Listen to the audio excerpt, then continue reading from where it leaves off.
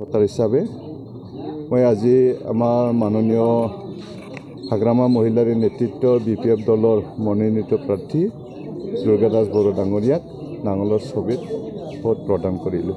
আজিৰ দিনটোত যদি EVM টেম্পাৰিং নহয়, অলপ সন্দেহ থাকি যায়। যিবিলাক বিকল হোৱা কথা কেৰালাত আমি দেখিছোঁ, এটা ভোট দিলে BJP তাত দুটা ভোট যায়, এই ধৰণৰ অলপ খেলি মেলি EVMত আছে। তাৰ কাৰণে আমি কৈছোঁ, যদিহে EVM টেম্পাৰিং নহয়, তেতিয়া আমাৰ মাননীয় হাগ্ৰামা মহিলাৰ নেতৃত্ব BPF দলৰ মনোনীত প্ৰাৰ্থী দুৰ্গা দাস বড়ো ডাঙৰীয়া বিপুল ভোটত আমাৰ দৰং ওদালগুৰি 4 নম্বৰ দৰং ওদালগুৰি সমষ্টিৰ পৰা BPF দলৰ প্ৰাৰ্থী দুৰ্গা দাস বড়ো ডাঙৰীয়া বিপুল ভোটত জিকিব। আৰু 1 নম্বৰ কোকৰাঝাৰ লোকসভা সমষ্টিটো BPF দলৰ মনোনীত প্ৰাৰ্থী মাননীয় কাম্পা বৰগোহাঞি তেখেতে বিপুল ভোটত জিকিব। এইবাৰ লোকসভাৰ নিৰ্বাচনত আমি অভিলেখ সংখ্যক সংখ্যালঘু সম্প্ৰদায়ৰ লোকৰ আমি সমৰ্থন পাবলৈ সক্ষম হ'ম। আৰু আমি ভাবোঁ যে এইটো আমি যি ইয়াৰে অভিলেখ সংখ্যক ধৰ্মীয় সংখ্যালঘু সম্প্ৰদায়ৰ লোকৰ আমি সমৰ্থন লাভ কৰিম, ইয়ে তাৰমানে আমাৰ এই সমাজখনত এটা পৰিৱৰ্তন অনাৰ এটা ইংগিত বহন কৰিব এই নিৰ্বাচনত। বুলি কৰিছে আজিৰ দিনটো তাৰমানে ঘটনালৈ আজি ইয়াত অকল ইয়াৰ তাৰমানে বৰপেটা খালী ইছলামী নহয়, এতিয়া মই লক্ষ্য কৰিছোঁ যে কি কয় এইবাৰ বৰপেটা লোকসভা সমষ্টিত অভিলেখ সংখ্যক, মই পুনৰবাৰ কৈছোঁ, মই এই শব্দটো পুনৰবাৰ কৈ আছোঁ যে অভিলেখ সংখ্যক ধৰ্মীয় সংখ্যালঘু সম্প্ৰদায়ৰ ভোট আমি পাবলৈ সক্ষম হ'ম। এইটো আমাৰ কাৰণে নতুন বাৰ্তা, এইখন সমাজখনৰ এটা নতুন তাৰমানে শুভ এটা হেৰি আৰু বস্তুটো জাননী বা চিন্তা এটা। মই আচলতে এই কামত যেতিয়া ব্যস্ত হৈ যাওঁ কামত, তেতিয়া মই তাৰমানে ভোগটো মই তাৰমানে অনুভৱ নকৰোঁ, উপলব্ধি নকৰোঁ। গতিকে মই এইটো ভগৱানে মোক এনেধৰণে শক্তি দিছে বুলি মই ভাবোঁ, এইটো ভগৱানৰে দান বুলি মই ভাবোঁ।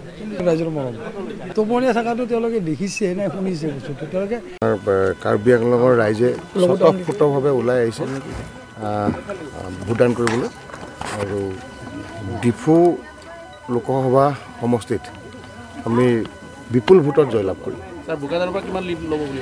বোকাজানৰ পৰা আমি 25,000 পৰা 30,000 ভোট আমি লিড ল'ম, কিন্তু ভোটৰ ডিফাৰেঞ্চটোতো বহুত বেছি হ'ব। বিৰোধী আছে নাই? বিৰোধীটো নিজৰ মাজতে কাজিয়া লাগি শেষ।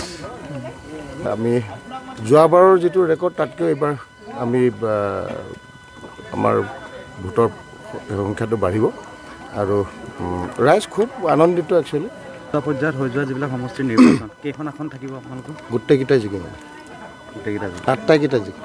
ডিফু লোকসভাৰ বাবে ভাল দিন, ৰ'দো পৰিছে, ফৰকাল দিন, আৰু মই নিজেই মোৰ পৰিবাৰ ভোটদান কৰি আহিলোঁ। আৰু এই ভোটদানৰ পৰা দুই এজন মুখৰ পৰা যিটো সুধিছোঁ এইটো 100 মিটাৰ বাহিৰতে আছে, গতিকে মই ক'ব পাৰোঁ যে প্ৰায় BJPৰ পক্ষে ভোট দিছে, অৰ্থাৎ আমৰ চেল দিছে, জিকিব। অৰ্থাৎ নৰেন্দ্ৰ মোদী তৃতীয়বাৰৰ বাবে প্ৰাইম মিনিষ্টাৰ হ'ব।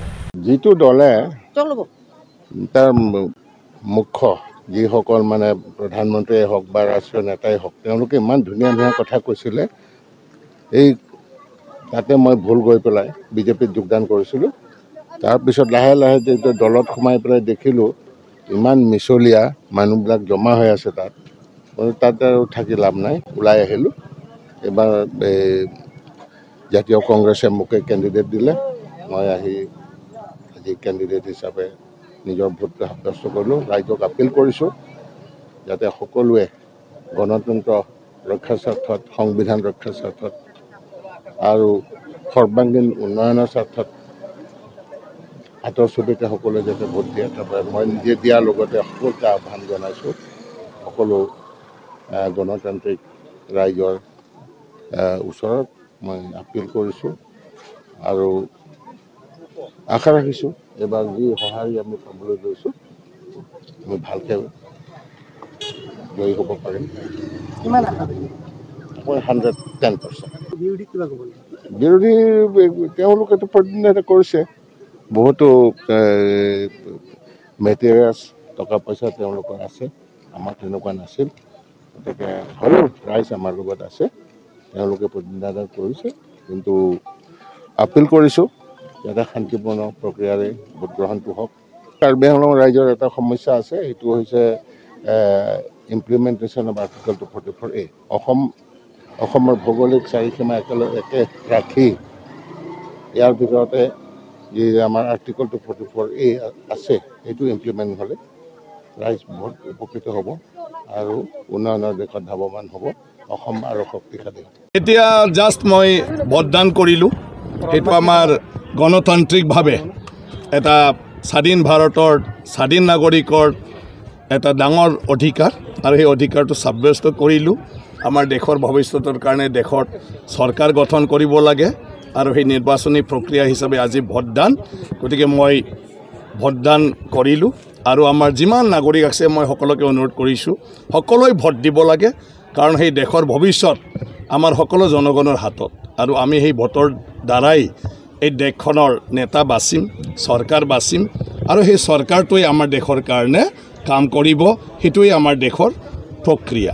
খুবেই ভাল লাগিছে আৰু এইবাৰ দেখিছোঁ ৰাইজ বহুত সজাগ আৰু বহুত সজাগ কাৰণে মানে চবে মই ভাবোঁ যি ডিচিশ্যন ল'ব দেশৰ হকে সিদ্ধান্ত ল'ব আৰু এই নিৰ্বাচনৰ যিটো ফল এই ফলটোৱে দেশৰ এটা আগুৱাই লৈ যোৱাৰ ক্ষেত্ৰত এটা ভাল আমাৰ মানে পৰিচালনা কৰা শাসক এটা চৰকাৰ এটা মানে নেতৃত্ব দিয়া ব্যক্তিসকলক মানে সঠিকভাৱে আপোনাৰ কি কয় নিৰ্বাচিত কৰিব পাৰিব।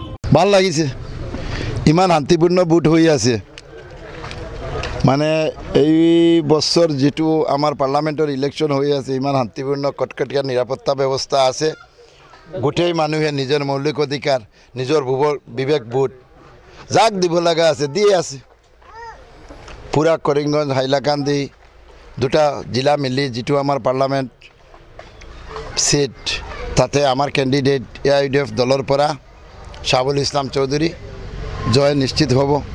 ত্ৰিমুখী লৰাই হ'ব কংগ্ৰেছ AUDF BJPৰ লগত, কিন্তু আমি নিশ্চিত আমাৰ কেণ্ডিডেটৰ জয় হ'ব আৰু আমি প্ৰশাসনকো ধন্যবাদ দি আছোঁ যে ইমান নিৰাপত্তা ব্যৱস্থা কৰিছে।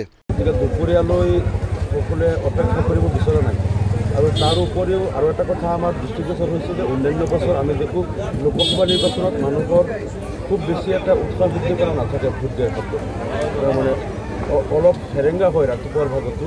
বিধানসভা নিৰ্বাচনত ভোটদান অলপ বেছি হয়, কিন্তু এইবাৰ দেখিছোঁ বিধানসভা নিৰ্বাচনতকৈ লোকসভা নিৰ্বাচনত ভোটদানৰ তৎপৰতাটো বেছি বা মানুহৰ যিটো উৎসাহ উদ্দীপনা যথেষ্ট বেছি।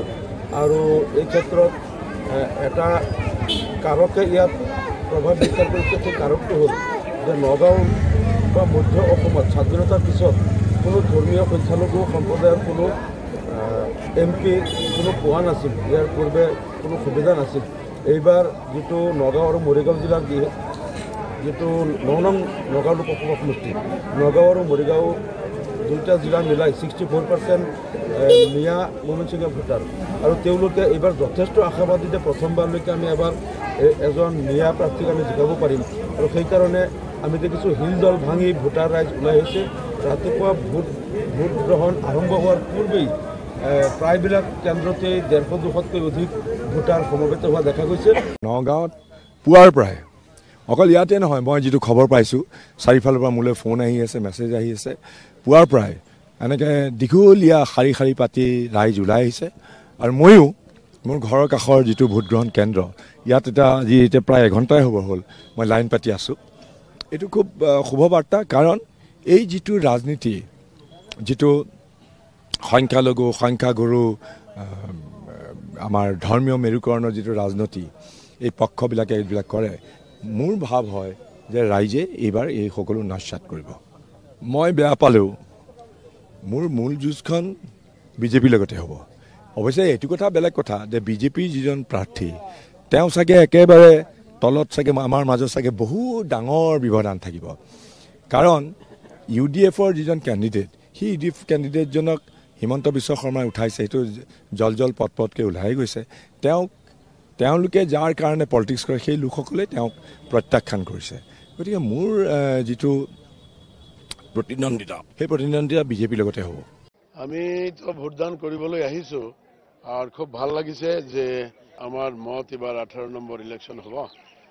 লোকসভাৰ এই লোকসভাৰ 18 নম্বৰ নিৰ্বাচনত আমি অংশগ্ৰহণ কৰি আপোনালোকে জ্ঞাত যে মোক দলে মোক ভাৰতীয় জনতা পাৰ্টিৰ প্ৰাৰ্থীও দিছে আৰু আমাৰ নিজৰ যিটো অধিকাৰ এই অধিকাৰ আমি আমাৰ দলের চিন পদুম ফুলত আমি আমার অধিকার সাব্যস্ত করি আর যেহেতু আমার দলে আমাক প্রার্থী করলে আমি খুব গর্বিত আমি ভারত নির্মাণের কামত মা ভারতীর কারণে আমি অলপ কাম কৰিবলৈ সুযোগ পাম মই এতিয়া 7টাত আমাৰ ভোট আৰম্ভ হব আমি 7টাত আমাৰ ভোট প্ৰদান কৰিম আৰু আপোনালোক জ্ঞাত যে দলে মোক প্ৰাৰ্থী হিসাবে নিৰ্বাচিত কৰেছে তো এই ক্ষেত্ৰত আমি এক গৰ্বিত ভোটাৰ্স কব পাৰো যে আজিৰ দিনত মোৰ নামৰ এগেইনষ্টত আমাৰ দলেৰ যে চিন আছে পদুম এই পদুমত মই ভোট দি আমাৰ স্বাভিমান আমি প্ৰকাশ কৰিম আৰু পৰম পিতাৰ ওচৰত প্ৰাৰ্থনা কৰিম যে আমাৰ জৰিয়তে যাতে ৰাষ্ট্ৰ নিৰ্মাণৰ কামত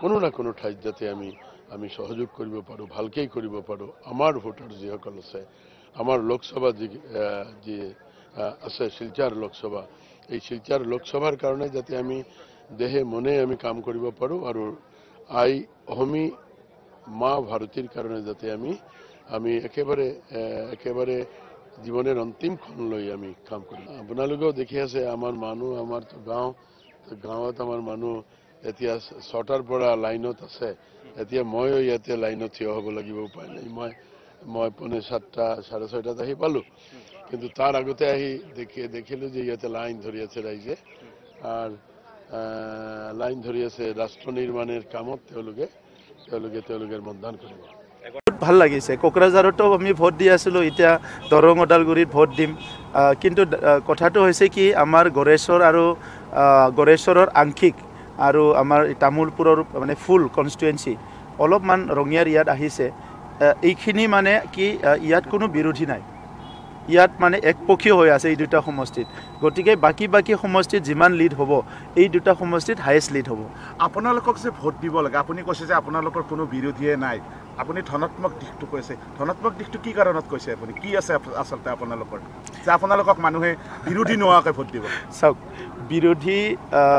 বিৰোধী কি কাৰণত মানুহে বিৰোধীক ভাল পাব এটা হ'ল ইস্যু থাকিব লাগিব এটা হ'ল মিছন আৰু ভিজন থাকিব লাগিব এতিয়া বিৰোধীৰ হাতত কিবা ইস্যু আছে জানো ধৰ্ণা ৰেলী কিবিটো নাই আৰু না হত্যা হিংসা কিবা আছে ইয়াত ইস্যু একোই নাই বিৰোধীৰ কাৰণে মাটি বাৰীৰ সমস্যা সমাধান হৈ গ'ল বেলেগ সমস্যা সব সমাধান হৈ গ'ল ইস্যু একো নাই আৰু মিছন ভিজনৰ কথা যদি কয় না বিটিসি এৰিয়াত বিটিআৰ এৰিয়াত হাগ্ৰামা মহিলাৰ নেতৃত্বত বিপিএফৰ কিবা মিছন ভিজন আছে না অসমৰ কংগ্ৰেছৰ কিবা মিছন ভিজন আছে মুখ্যমন্ত্ৰী ডাঙৰীয়াই কৈছে অসমখন 5খন উন্নত ৰাজ্যৰ ভিতৰত এখন হ'ব লাগিব আমি কৈ আছো বিটিআৰটো শান্তি সম্প্ৰীতি উন্নয়ন হ'ব লাগিব এই কথাবিলাকটো বিৰোধীৰ হাতত নাই গতিকে ইয়াত পজিটিভটো আমাৰ সাইডত আছে বিৰোধীয়ে আমাৰ যিখিনি কাম কৰিছো যিখিনি পজিটিভিটি যিখিনি ভাল পৰিৱেশ হৈছে ইটো কাটিব পৰাকে ইস্যু থাকিব লাগিছে ইস্যুটো একো নাই খালি নেগেটিভ প্ৰপগেণ্ডা কৰি আছে আজি মই ভোট দিছো দেশৰ শান্তিৰ বাবে আজি ভোট দিছো সাম্প্ৰদায়িক শক্তিক বিনাশ কৰি ধৰ্মনিৰপেক্ষৰ শাসনৰ কাৰণে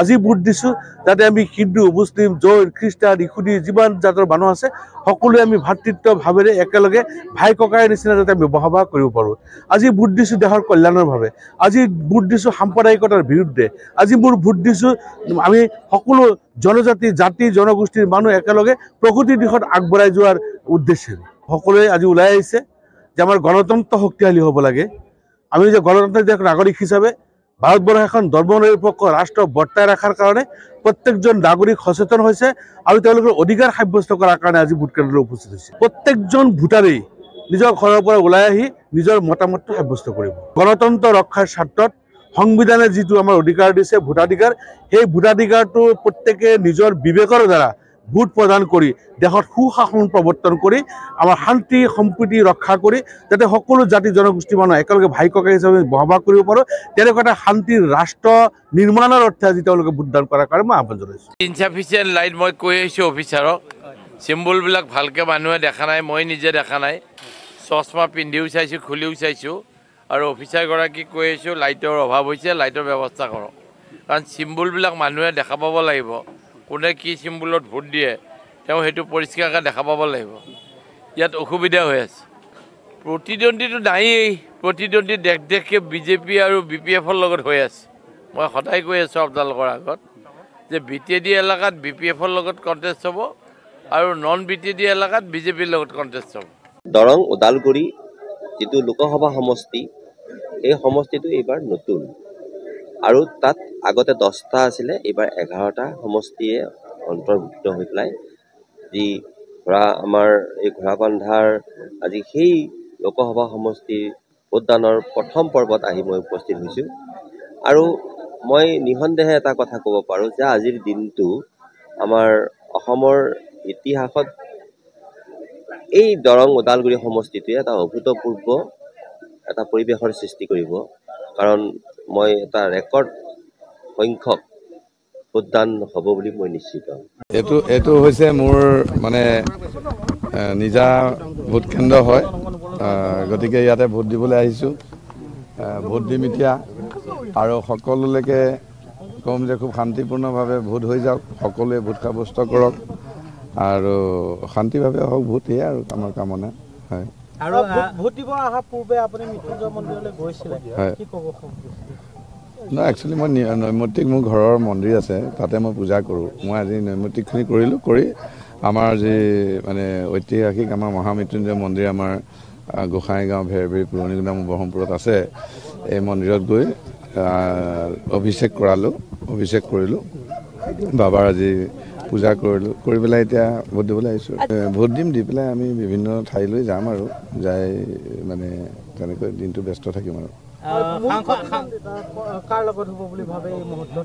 আজি মই তেনেকুৱা কথাখিনি নকওঁ, যে সকলোৱে ভোটদান কৰক, খুব এটা মানে শান্তিপূৰ্ণভাৱে ভোট হওক আৰু গণতন্ত্ৰৰ যিহেতুকে এটা সাব্যস্ত কৰক, সকলোৱে ভোট দিয়ক, মুক্তভাৱে ভোট হওক, সকলোৱে ভোট দিয়ক। নিৰ্বাচনত মই যিমান এছেছমেণ্ট লওঁ সেইটো কাৰেক্ট পাইছোঁ। কাৰ্বি আংলং অট'নমাছ কাউন্সিলৰ যিবিলাকৰ ইলেকশ্যন মোৰ যেতিয়া লিডাৰশ্বিপ লৈছে, আজি সেই লিডাৰশ্বিপৰ লোৱাৰ পিছত মই 10 বছৰ ওপৰত CM হৈছোঁ। যিটো এছেছমেণ্ট, সেই যিটো এছেছমেণ্টৰ এক্সপিৰিয়েঞ্চ সেইটো প্ৰায় কাৰেক্ট।